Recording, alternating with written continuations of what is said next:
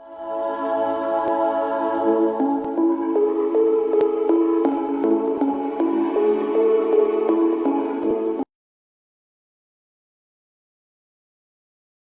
আলাইকুম। আমি ডাক্তার শারমিন নাহার স্বর্ণা। সবাইকে আমন্ত্রণ জানাই ডেল্টা ফার্মা লিমিটেড নিবেদিত বাংলাদেশ রিউমাটোলজি সোসাইটি দ্বারা আয়োজিত রাজ টিভির নিয়মিত আয়োজন ফ্রাইডে নাইট উইথ রিউমাটোলজিস্ট। দর্শক, বরাবরের মতো আজও আমরা খুব গুরুত্বপূর্ণ একটি বিষয়ে কথা বলবো, যা সম্পর্কে আসলে আমাদের দর্শকদের কিছু ধারণা থাকা প্রয়োজন। আজ আমরা কথা বলবো রিউমাটয়েড আর্থ্রাইটিস রোগ এবং তার চিকিৎসা নিয়ে। আমন্ত্রণ জানাই 119তম পর্বে। দর্শক, আমাদের সাথে এই বিষয়ে কথা বলার জন্য বিশেষজ্ঞ চিকিৎসক হিসেবে আছেন ডাক্তার মমতাজ বেগম।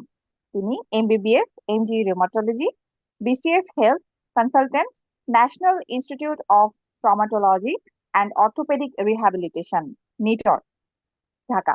ম্যাম আছেন আমাদের সাথে। ম্যাম আসসালামু আলাইকুম, কেমন আছেন? ওয়ালাইকুম আসসালাম, ভালো আছি। আপনি কেমন আছেন? আমিও ভালো আছি। ম্যাম, আমি শুরুতেই আপনাকে আন্তরিক ধন্যবাদ এবং কৃতজ্ঞতা জানাতে চাই আমাদের সাথে যুক্ত হওয়ার জন্য। আমরা আজ কথা বলতে চাই রিউমাটয়েড আর্থ্রাইটিস রোগ এবং তার চিকিৎসা নিয়ে। ম্যাম, আমাদের দর্শক যারা আছেন দেখছেন, অনেকেই হয়তো রিউমাটয়েড আর্থ্রাইটিস সম্পর্কে ধারণাটা পরিষ্কার না বা পুরোটা জানেন না। ম্যাম, একটু যদি বলে দিতেন রিউমাটয়েড আর্থ্রাইটিস কি? আচ্ছা, সহজভাবে যদি আমরা বলতে চাই, রিমাটয়েড আর্থ্রাইটিস এক ধরনের বাত।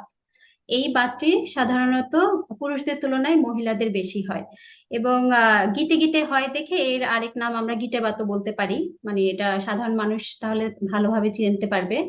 এবং যখন আমাদের শরীরের রোগ প্রতিরোধ ক্ষমতা আমাদের শরীরের বিরুদ্ধেই কাজ করে এবং তখন সাধারণত এই ধরনের বাতের রোগগুলো হয়ে থাকে। ধন্যবাদ ম্যাম। ম্যাম, অনেকে মনে করেন যে বাত জ্বর এবং বাত রোগ এই দুটো বিষয় একই রকম। আমি যদি আলাদা করে বলি, রিউমেটিক ফিভার এবং রিউমাটয়েড আর্থ্রাইটিস এই দুটো রোগ কি আসলে একই কিনা? আপনাকে অসংখ্য ধন্যবাদ যে আপনি খুবই গুরুত্বপূর্ণ একটি প্রশ্ন করেছেন, কারণ এটা আমাদের অনেক রোগীরা যখন আমাদের কাছে আসেন আমরা আসলে রোগীদেরকে জনে জনে বোঝাতে হয় যে বাত জ্বর এবং বাত এক নয়। বাত জ্বর এক ধরনের বাত, কিন্তু সব বাত কিন্তু বাত জ্বর নয়। বাত জ্বর সাধারণত ছোট বাচ্চাদের হয়ে থাকে এবং এটি সাধারণত দেখা যায় 18 বছরের পরে, কিন্তু আমরা বাত জ্বর হয় না। কিন্তু অন্যদিকে দেখা যায় বাতের যে রোগীরা আসেন তাদের কিন্তু হালকা জ্বর জ্বর ভাব থাকতে পারে অথবা জ্বর থাকতে পারে। তো এই জন্য অনেকেই এটাকে একটু ভুল ধারণা নিয়ে থাকেন যে বাতের ব্যথা হচ্ছে, আমার জ্বর জ্বর ভাব আছে, আমার নিশ্চয়ই বাত জ্বর হয়েছে। তো এটাই আর কি এই প্রোগ্রামের মাধ্যমে এটা একটা মানে পরিষ্কার করার একটা বিষয় যে বাত জ্বর সাধারণত ছোট বাচ্চাদের হয় এবং 18 বছরের পরে সাধারণত বাত জ্বর হয় না। এবং অন্যদিকে বাতের যে সমস্যা সেটার সাথে কিন্তু জ্বর ভাব থাকতে পারে বা জ্বর জ্বর থাকতে পারে। তাই বললে আমরা ওই ধরনের বাতগুলোকে বাত জ্বর বলবো না। ধন্যবাদ ম্যাম এই বিষয়টি পরিষ্কার করে বলার জন্য।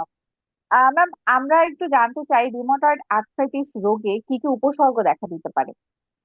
আচ্ছা, প্রথমত রিমাটয়েড আর্থ্রাইটিসের কোনো রোগী যদি আক্রান্ত হন, সাধারণত রোগীরা আমাদের কাছে গিটে গিটে ব্যথা, গিটে ফুলে যাওয়া, লাল হয়ে যাওয়া, এছাড়া সকালে উঠলে অবসাদ লাগা অথবা জড়তা ভাব হওয়া, যে হাত খুলতে দেরি মানে কষ্ট হচ্ছে, জড়তা লাগছে, ওজন কমে যাওয়া, যে জ্বর জ্বর ভাব হওয়া, জ্বর হওয়া, এই ধরনের সমস্যা নিয়ে আসতে পারেন।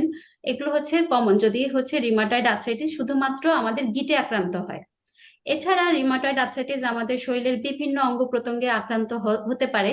তো সেই ক্ষেত্রে দেখা গিয়েছে যে যখন যেই অঙ্গ প্রত্যঙ্গে আক্রান্ত হয় ওই সব অঙ্গ প্রত্যঙ্গের কিছু উপসর্গ নিয়েও আমাদের কাছে আসতে পারে। আমি সহজভাবে উদাহরণস্বরূপ বলতে পারি যে যদি আমাদের ফুসফুসে আক্রান্ত হয় সেই ক্ষেত্রে কাশি অথবা নিউমোনিয়া এই ধরনের অথবা হাঁপানি টাইপের এই ধরনের উপসর্গ নিয়ে আসতে পারে। নার্ভে আক্রান্ত হলে নার্ভে ঝিমঝিম বা অবশ হয়ে যাওয়া এই ধরনের সমস্যা নিয়েও আমাদের কাছে আসতে পারে। ধন্যবাদ ম্যাম। অর্থাৎ এটি যেহেতু আমাদের রোগ প্রতিরোধ ক্ষমতার এগেনস্ট থেকে কাজ করছে, সেই সেহেতু আসলে আমাদের শরীরের বিভিন্ন অংশে এটি আক্রান্ত হতে পারে বিভিন্ন অংশ, এবং সেই সাথে উপসর্গগুলোর ভিন্নতা এক্ষেত্রে হতে পারে কোন হতে অংশ পারে। আক্রান্ত হয়েছে তার উপর নির্ভর করে। ম্যাম, রোগীরা আসলে মূলত কি কি উপসর্গ নিয়ে আসেন, এবং এক্ষেত্রে ডায়াগনোসিস করার আগে কি কি দেখা হয়, একটা রোগীর হিস্ট্রিতে কি কি দেখা হয়, কিংবা ম্যাম ক্লিনিক্যালি কি কিছু দেখার আছে কিনা? আচ্ছা আচ্ছা, জি, যেটা হচ্ছে যে রোগীরা আমাদের কাছে সাধারণত এই ধরনের যখন বাত রোগে আক্রান্ত হন, সাধারণত ওনারা বাতের ব্যথা, গিটে গিটে ব্যথা, গিট ফুলে যাওয়া এইসব নিয়ে আসেন। সকালবেলা উঠতে পারেন না, অবসাদ লাগে, অথবা হাতের জড়তাটা খুব বেশি থাকে, সেই ধরনের সমস্যা নিয়ে আসেন।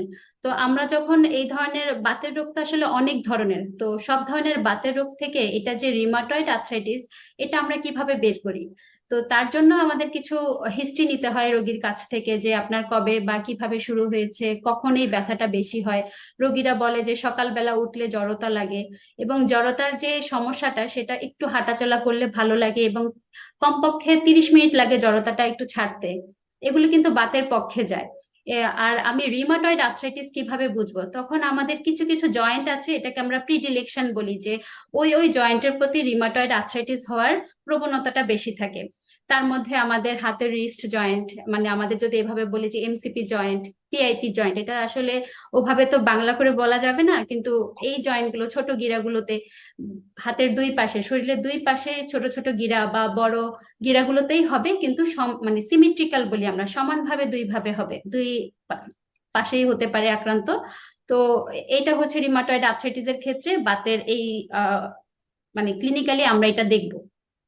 এছাড়া আমরা যদি ক্লিনিক্যালি আমরা এই রোগের যে টেন্ডারনেস বলি, একটা যে যে ব্যথার যে প্রবণতাটা, কি পরিমাণে ব্যথা আছে, সেটাও আমাদের ক্লিনিক্যাল এক্সামিনেশনের মাধ্যমে আমরা সর্ট আউট করি, মানে বের করি যে এই রোগীটা রিমাটয়েড আর্থ্রাইটিস হতে পারে। মানে অনেক ধরনের বাতের মধ্যে থেকে আমরা এটাকে আলাদা করি ক্লিনিক্যালি, যেটা রিমাটয়েড আর্থ্রাইটিস হতে পারে।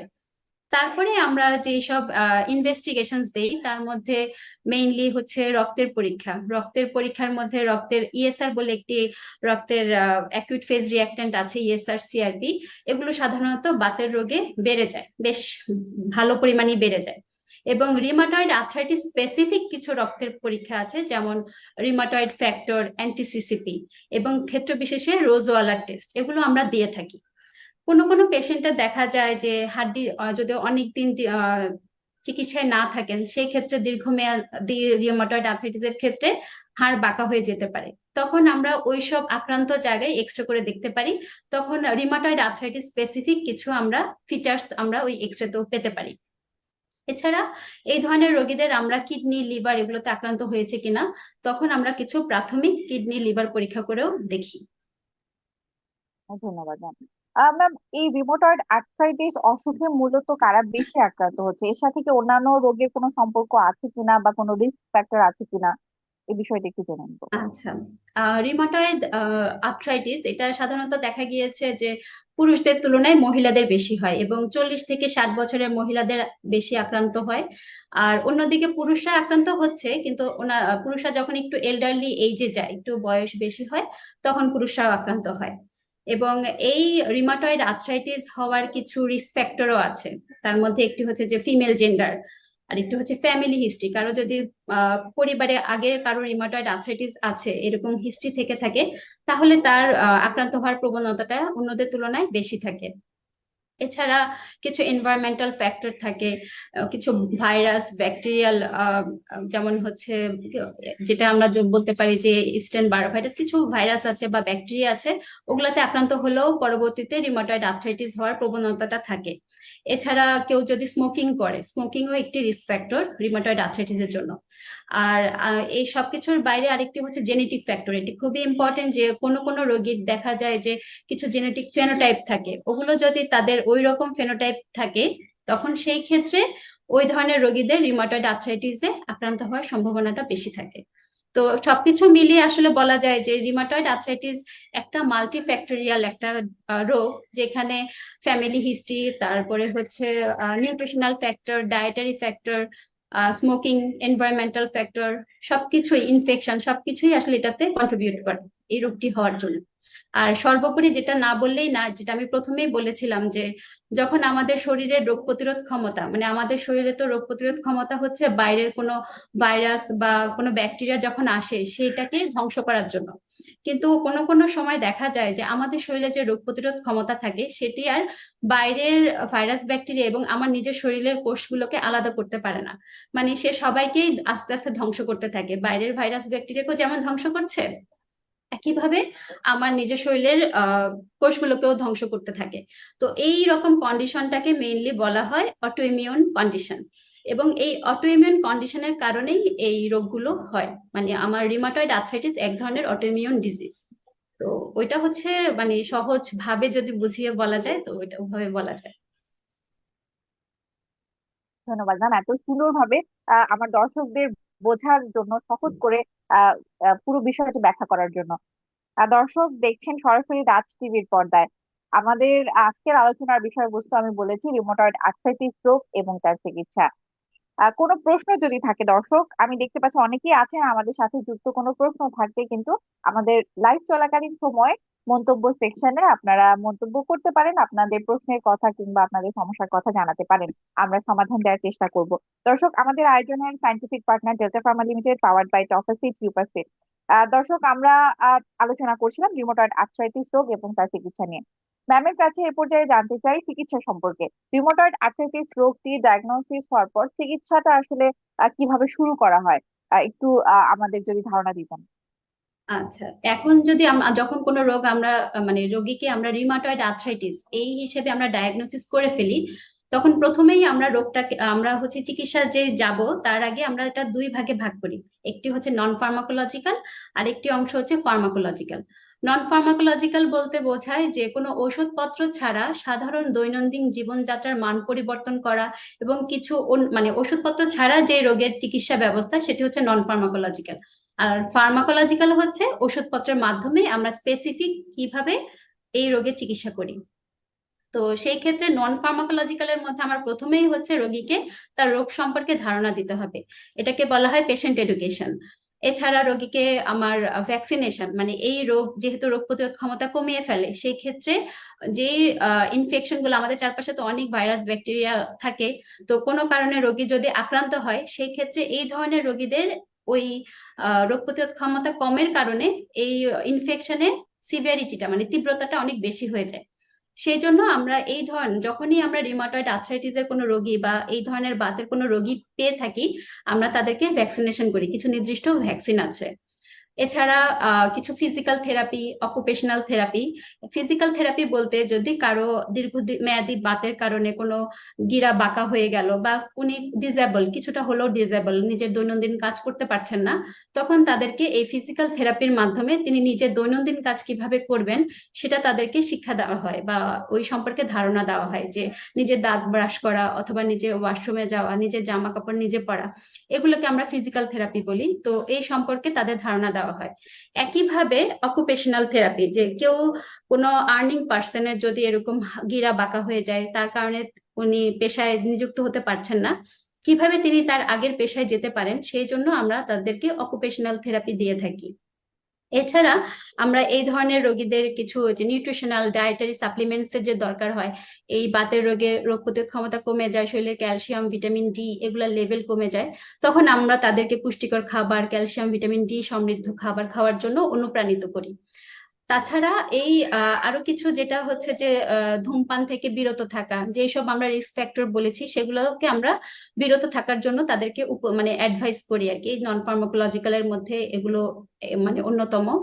এছাড়া আরেকটি যে বিষয় যেটি সেটা হচ্ছে যে এই রিউমাটয়েড আর্থ্রাইটিসের রোগের কারণে অথবা আমরা যে ওষুধগুলো দিচ্ছি সেগুলোর কারণেও আমাদের অস্টিওপোরোসিস বলে একটি রোগ পরবর্তীতে হতে পারে, সেটি হচ্ছে হাড়ের মজ্জা ক্ষয় রোগ।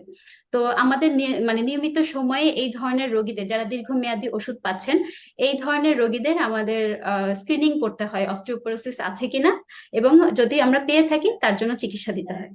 এগুলো হচ্ছে আমাদের নন ফার্মাকোলজিক্যাল যে স্টেপস গুলো, তাদের মধ্যে আমরা আসলে এগুলো প্র্যাকটিস করে থাকি। আর ফার্মাকোলজিক্যাল যে থেরাপি বা ট্রিটমেন্ট সেটা যদি বলতে হয়, সেখানে আমরা আবার এটাকে দুই ভাগে ভাগ করি, যে বাত নিয়ন্ত্রণকারী ওষুধ এবং ব্যথা নিয়ন্ত্রণকারী ওষুধ। কারণ রোগীরা তো আসলে বাত আছে সাথে ব্যথাও আছে। তো ব্যথা নিয়ন্ত্রণকারীর জন্য আমাদের মেইনলি আমাদের হাতে কিছু অপশনস আছে, যে anti inflammatory drugs, NSS, glucocorticoid, analgesics. কিন্তু বাত নিয়ন্ত্রণকারী হিসেবে যেটা হচ্ছে সেটা হচ্ছে যে আমরা ডিমার্ট বলি। এটাকে যদি সহজ ভাবে বলা যায়, এটা হচ্ছে disease modifying anti rheumatic drugs, যেটা হচ্ছে বাতটাকে নিয়ন্ত্রণ করবে, সাথে সাথে এটা ধীরে ধীরে বাতের ব্যথাটাকে নিয়ন্ত্রণ করে। কিন্তু বাতের ব্যথা নিয়ন্ত্রণকারী যে ওষুধগুলো সেগুলো দেখা যায় খুবই তাড়াতাড়ি বাতের ব্যথা নিয়ন্ত্রণ করে, কিন্তু বাতটাকে নিয়ন্ত্রণ করে না। তো এই জন্য আমাদের আর কি রোগীদের বোঝাতে হয় যে শুধু ব্যথা কমে গেলে আপনারা ওষুধটা ছেড়ে দিবেন না, কারণ আমার বাত নিয়ন্ত্রণকারী ওষুধের কাজ শুরু হতেও আমার কিছু দূর সময় লাগবে, এবং ওই ওষুধ খাওয়ার পরে তার বাতটা নিয়ন্ত্রণ হলে পরবর্তীতে তার এই হাত বাঁকা বা পা বাঁকা যে বিকলাঙ্গ হওয়ার যে সম্ভাবনা, সেই সম্ভাবনাটা কমে যায়। আমরা অসংখ্য ধন্যবাদ সাধারণত ম্যাম। জি, জি ম্যাম।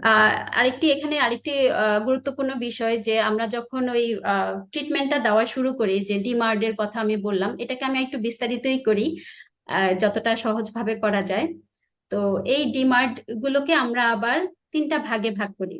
একটাকে বলা হয় সিএস ডিমার্ট। হ্যাঁ, এটা হচ্ছে খুবই প্রাথমিক ভাবে, এটা আমরা যেহেতু রিমাটয়েড আর্থ্রাইটিসের রোগটাকে আমরা পর্যায়ক্রমে চিকিৎসা দিয়ে থাকি, সেটা হচ্ছে ফেজ 1, ফেজ 2, ফেজ 3 এভাবে করে পর্যায়ক্রমে।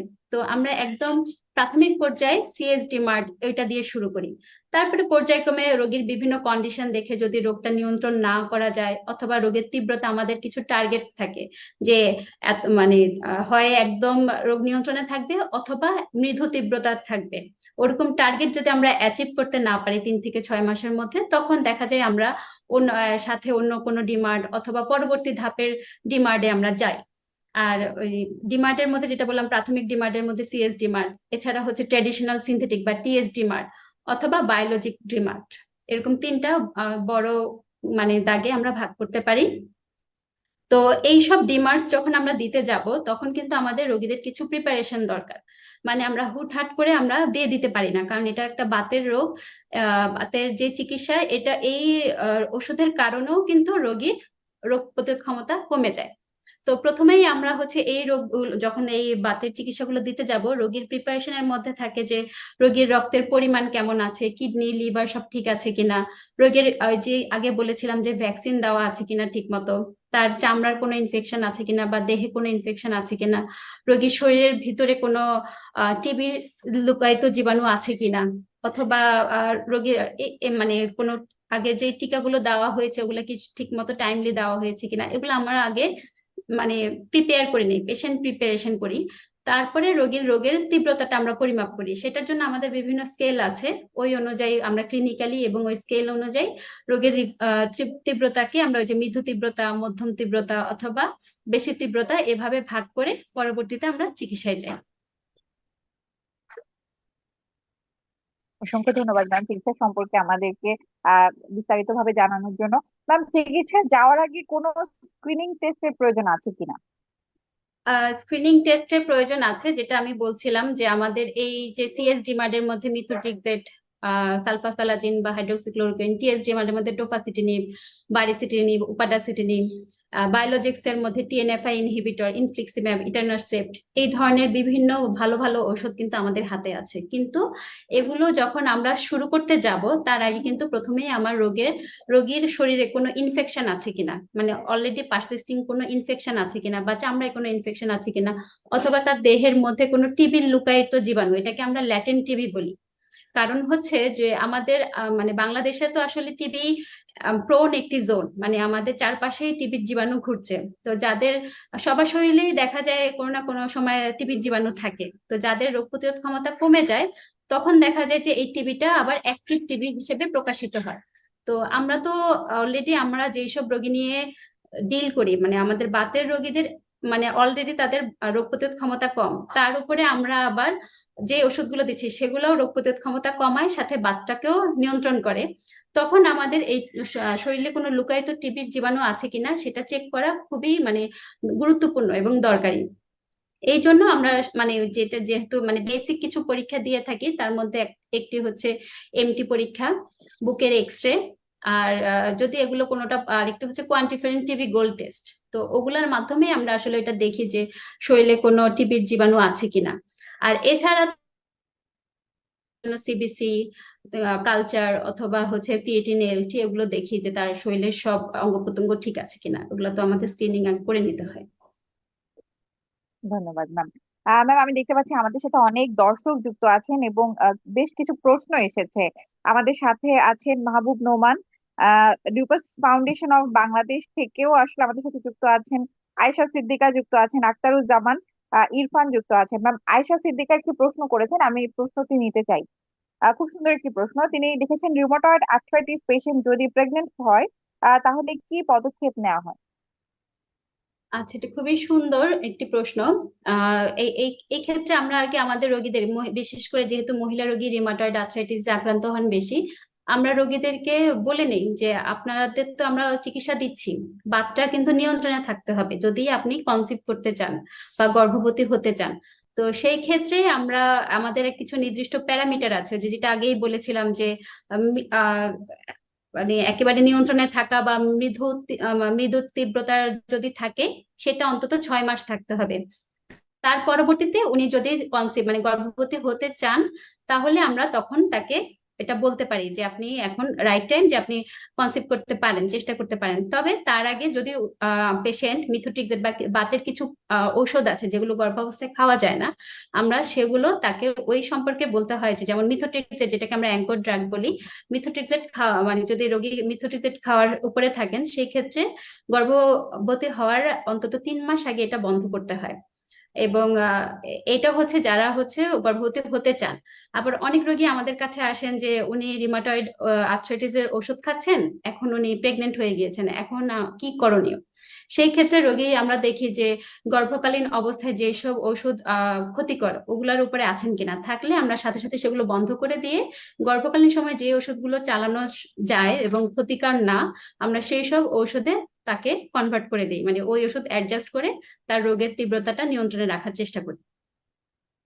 অসংখ্য ধন্যবাদ ম্যাম। সুতরাং যারা আসলে দেখছেন আমাদের এবং রিউমাটয়েড আর্থ্রাইটিস এর রোগী আছেন, রিপ্রোডাক্টিভ এজ পার করছেন, তাদের কিন্তু এই বিষয়টি মাথায় রাখতে হবে, যে যদি কখনো তারা কনসেপ্ট করে ফেলেন, তার তিনি যদি প্রেগনেন্ট হয়ে যান, সেই ক্ষেত্রে কিন্তু আসলে তার চিকিৎসকের পরামর্শ নিতে হবে। এবং এছাড়াও যারা আসলে মা হতে চান এবং একই সাথে তার রিউমাটয়েড আর্থ্রাইটিস এর চিকিৎসা চলছে, আপনি আপনার চিকিৎসকের পরামর্শ অনুযায়ী কিন্তু আপনার ওষুধটি অ্যাডজাস্ট করে নেবেন। ম্যাম, আমরা এবার একটু জানতে চাই, রিউমাটয়েড আর্থ্রাইটিস রোগটির চিকিৎসা যদি সময় মতো না করা হয় কিংবা চিকিৎসা সঠিকভাবে না করা হয়, সেক্ষেত্রে কি কি জটিলতা হতে পারে? আচ্ছা, সেই ক্ষেত্রে প্রথমত হচ্ছে যে এটাকে আমরা natural course of rheumatoid arthritis একটা বলে, যে যদি কোনো রোগী কোনো চিকিৎসা ছাড়াই থাকেন, সেই ক্ষেত্রে দেখা যায় যে তার সারা জীবনে কিছু সময় খুবই তীব্র ব্যথা নিয়ে থাকতে পারে, আবার কিছু সময় মৃদু ব্যথা নিয়ে থাকতে পারবে। এবং ধীরে ধীরে তার কোনো না মানে জয়েন্ট গুলো আস্তে আস্তে নষ্ট হতে শুরু করে। এবং এটা গবেষণায় দেখা গিয়েছে যে প্রায় 3 বছরের মধ্যে 40 ভাগেরই কিছু না কিছু ডিসেবল, মানে তাদের কোনো না কোনো গিরা বাঁকা হয়ে যাওয়ার কারণে তারা ডিসেবল হয়ে গিয়েছে, কোনো দৈনন্দিন কাজ বা তার পেশাগত কাজ করতে সমস্যা হয়। এবং 20 বছরের মধ্যেই দেখা যায় 80 ভাগের লোকেরই তাদের দৈনন্দিন কাজ বা পেশাগত কাজ করতে তারা ডিসেবল হয়ে যায়। আর অন্যদিকে দেখা যায় যে রিমাটয়েড আর্থ্রাইটিসে আক্রান্ত রোগীরা যদি চিকিৎসা না নেয়, সেই ক্ষেত্রে 25 ভাগের ক্ষেত্রে দেখা যায় কোনো না কোনো জয়েন্ট রিপ্লেসমেন্টের দরকার হয়ে পড়ে। তো এই জন্যই আমরা আসলে এই ধরনের রোগীদের আরেকটি ইম্পর্টেন্ট যেটা, সেটা হচ্ছে অনেকে ফার্মেসি থেকে ব্যথার মানে নাশক ওষুধ গুলা খাচ্ছেন। ব্যথার নাশক ওষুধ যদি খেয়ে থাকেন, তাহলে দেখা যাবে যে তার ব্যথাটা কমে যাচ্ছে, সে ভাবছে যে আমি তো ভালো হয়ে গেছি, কিন্তু আসলে বাতের রোগটা নিয়ন্ত্রণ হয় না, যার কারণে তার ব্যথা নাই, কিন্তু পরবর্তীতে দেখা যায় কোনো না কোনো গিরা বাঁকা হয়ে বা ডিফর্মিটি যেটা বলি বিকলাঙ্গ হয়ে আমাদের কাছে আসেন। ধন্যবাদ ম্যাম। সুতরাং আমাদের এই রিউমাটয়েড আর্থ্রাইটিস অসুখী যারা আছেন রোগীরা, আমাদের এটা জানা প্রয়োজন যে চিকিৎসাটা যেন সঠিকভাবে হয় এবং সময় মতো হয়। ম্যাম, আমরা আমাদের আলোচনার শেষ পর্যায়ে, শেষ করবার আগে একটু জানতে চাই একটি বিষয়, বিশেষ করে রোগীরা জানতে চান যারা রিউমাটয়েড আর্থ্রাইটিস আক্রান্ত আছেন, যে আমার এই অসুখটি কখনো পুরোপুরি ভালো হয়ে যাবে কিনা, আমি পুরোপুরি সুস্থ হয়ে যাব কিনা। সেক্ষেত্রে আসলে উত্তরটি কি হয়? সেই ক্ষেত্রে আসলে যেটা হচ্ছে যে এটি আসলে একটি অটো ইমিউন ডিজিজ। তো আমরা আমার রোগীদের যেটা আমি সহজে বোঝানোর জন্য বলি যে এই ধরনের রোগ, দেখা যায় যে ডায়াবেটিস এক ধরনের অটো ইমিউন ডিজিজ। তো ডায়াবেটিস কিন্তু কখনো ভালো হয় না, এটা কিন্তু সারা জীবনই থাকে, আমাকে কিন্তু সারা জীবনই ঔষধ খেতে হয়। ঔষধ খাওয়া এবং দৈনন্দিন জীবনযাত্রার মান পরিবর্তনের মাধ্যমে আমি রোগটাকে নিয়ন্ত্রণে রাখি এবং স্বাভাবিক যা মানুষের মতো জীবন ধারণ করি। ঠিক একইভাবে রিউমাটয়েড আর্থ্রাইটিসও কিন্তু একটি অটো ইমিউন ডিজিজ, যেটা হচ্ছে কখনো ওরকম যে জ্বরের মতো আমি জ্বরের ওষুধ খেলাম ভালো হয়ে গেলাম, সেটা কিন্তু না। এটা কিন্তু দীর্ঘমেয়াদী একটি রোগ এবং সারা জীবনই প্রায় বলা যায় যে এই রোগটি থাকতে পারে। তবে যদি নির্দিষ্ট যে জীবনযাত্রার মান পরিবর্তন এবং ঔষধ ঔষধ খাওয়া সেবনের মাধ্যমে আমরা এই রোগটাকে নিয়ন্ত্রণে রাখতে পারি এবং রোগী একেবারে স্বাভাবিক মানুষের মতো জীবনযাপন করতে পারে এবং বিকলাঙ্গ হওয়া থেকে উদ্ধার মানে উনি না হতে পারেন আর কি, বিকলাঙ্গ হওয়ার সম্ভাবনাটা কমে যায়। ধন্যবাদ ম্যাম। ম্যাম, আয়োজনের শেষের দিকে আমরা শেষ করবার আগে দর্শকদের উদ্দেশ্যে কি বলতে চাই? দর্শকদের উদ্দেশ্যে আমি একটা আসলে মেসেজ দিতে চাই। কারণ ওই যে যেটা বলছিলাম যে অনেক রোগী আসলে পাওয়া যায়, আমরা পাই যে যে বাতের ব্যথা বা রিমাটয়েড আর্থ্রাইটিসের রোগী বা যে কোনো ইয়েতেই হলো, তারা ফার্মেসি থেকে বা অন্য কোথাও থেকে প্রেসক্রিপশন নিয়ে দেখা যায় যে টোফাসেটিম, যে সব আমরা ওষুধের কথা বললাম, যে টিএসডি মার্ট, বায়োলজিক্স, এগুলো কিন্তু খুবই ভালো ওষুধ আমাদের বর্তমানে বাংলাদেশে আছে, খুব ভালো অপশন। কিন্তু এগুলো তারা আসলে পেইন কিলার হিসেবে খায়, মানে ভাবে যে এটা খেলে হয়তো বা ব্যথা কমে যাবে, এবং আসলে টোফাসিটিনি, বারিসিটিন এগুলোতে ব্যথা কমে। কিন্তু এই ওষুধগুলো আসলে বাত নিয়ন্ত্রণকারী ওষুধ এবং এগুলো ডাক্তারের পরামর্শ ছাড়া এবং নির্ধারিত পেশেন্ট প্রিপারেশন ছাড়া যদি সেবন করে, সেই ক্ষেত্রে কিন্তু সুবিধা মানে উপকার পাওয়ার থেকে কিন্তু অপকারটাই বেশি হয়। তো দেখা যায় সাময়িক উপকারের জন্য সেটা অপকারটাই বেশি হয় যদি ডাক্তারের পরামর্শ ছাড়া ওনারা সেবন করেন। আরেকটি যেটি হচ্ছে যে এই ওষুধটি কিন্তু নির্ধারিত মানে প্রিপারেশনের ব্যাপার থাকে এবং নির্ধারিত সময় পর পর আমরা কিন্তু ফলো আপেরও একটা ব্যাপার থাকে। তো রোগীরা নিজেদের ইচ্ছা মতো বা হচ্ছে অন্যান্য কোথাও থেকে যদি পেয়ে থাকেন, সেই ক্ষেত্রে তারা আসলে এটা একটা মানে ভুল চিকিৎসার মধ্যে দিয়ে যান। আর এই আমি এটা অনেককেই আসলে বলার চেষ্টা করি যে এগুলো কোনো পেইন কিলার না, এগুলো বাত নিয়ন্ত্রণকারী ওষুধ এবং এগুলো আপনারা ডাক্তারের পরামর্শ ছাড়া খাবেন না।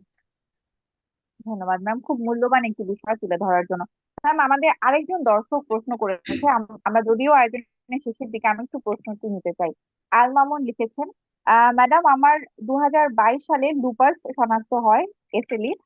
বর্তমানে নিয়ন্ত্রণে আছে, কিন্তু উচ্চ রক্তচাপ আছে আর রাতে ঘুম হয় না, সকালের দিকে প্রচুর ঘুম ধরে। আর আমার দুপায়ের স্কিনে সেন্স কম গত 1 বছর ধরে। ফিজিক্যাল মেডিসিন থেরাপি নেওয়ার পরও তেমন উন্নতি হচ্ছে না। তিনি সমাধান আসলে জানতে চাচ্ছেন এক্ষেত্রে কি করণীয়। আচ্ছা, প্রথমত হচ্ছে আমি আপনার কাছে জানতে চাইবো যে আপনি নিয়মিত ফলো আপে থাকেন কিনা, কারণ আমরা লুপাস পেশেন্টদের, এসিলি পেশেন্টদের কিন্তু নিয়মিত ভাবে আমরা ফলো আপ করি এবং আমাদের বিএসএমএমইউ যে প্রতিষ্ঠান আছে সেখানে কিন্তু আমাদের সপ্তাহে 2 দিন লুপাস ক্লিনিক আছে। ওখানে আপনার এখানে আমাদের নির্ধারিত সময় পর পর গিয়ে ফলো আপ করতে হবে, কারণ আপনার যেহেতু উচ্চ রক্তচাপ আছে, আবার আপনি পায়ে আপনি অবশ মানে অনুভব করছেন, পায়ে আপনি বোধ পাচ্ছেন না, সেই ক্ষেত্রে আপনাকে এখনই আপনার ডক্টরের শরণাপন্ন হতে হবে যে আপনার অন্য কোনো অঙ্গ প্রত্যঙ্গে এটা ইনভলভ করেছে কিনা, নার্ভাস সিস্টেম অথবা কিডনি, এগুলো আমাদের পরীক্ষা করে দেখতে হবে।